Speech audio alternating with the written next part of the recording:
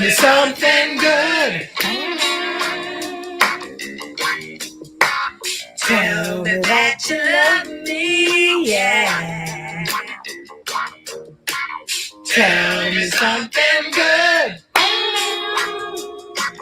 I love to play that song when folks come back from a breakout group. It just makes me laugh. I have a lot of fun with it. If you know the name of that song and who the artist is, just drop me a note. And the first to respond with the correct answer, I'll send you a copy of my Great Sports Minds Athlete Journal.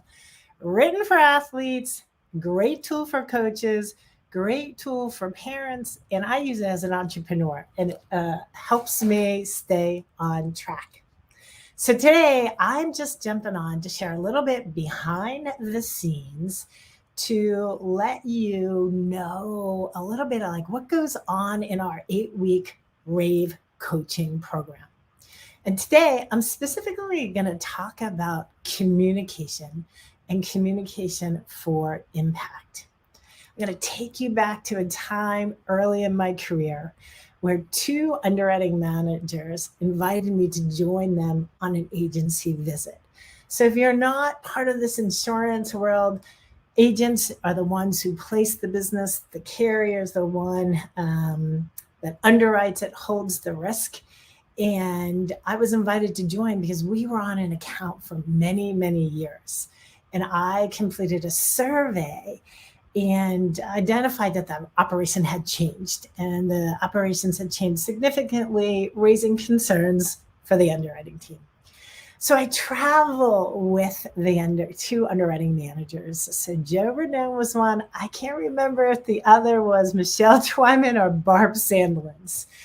And so we go into the office. I won't say the name of the agent, but it's a New Jersey agent that had been a New Jersey insurance commissioner.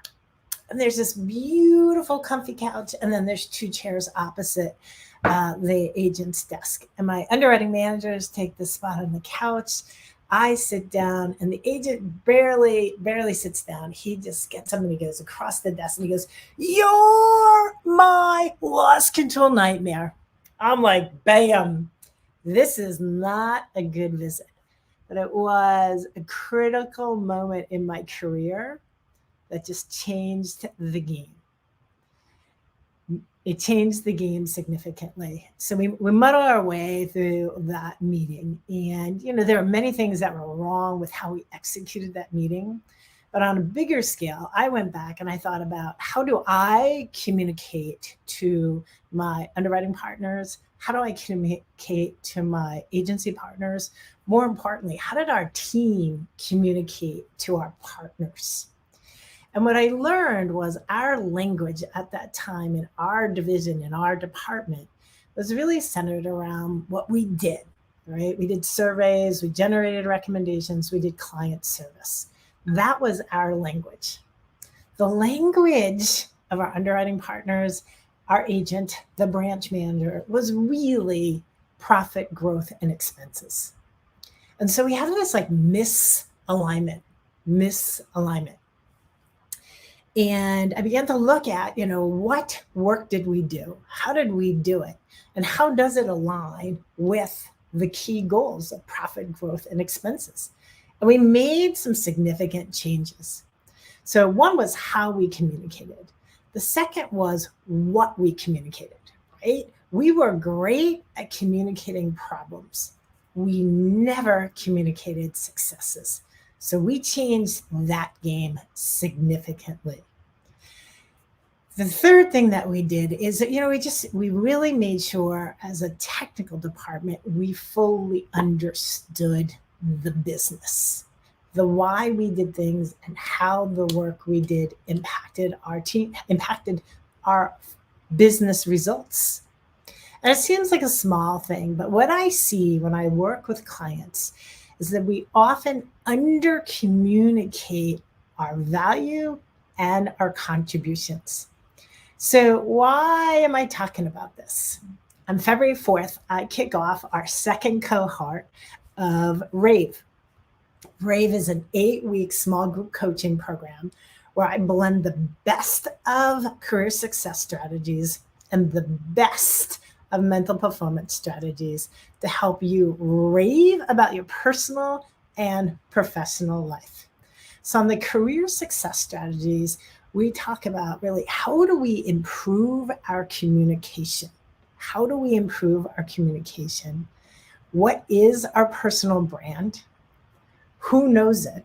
More importantly, who should know it? And how would they describe it? We do a deep dive on influence. And I quite simply, is your voice heard? Is your voice heard? Right? You go into a meeting, do you have the ability to influence others? And then the other key career success strategy that we talk about is your relationships and your network. Do you leverage your network? Do you grow and nurture your network?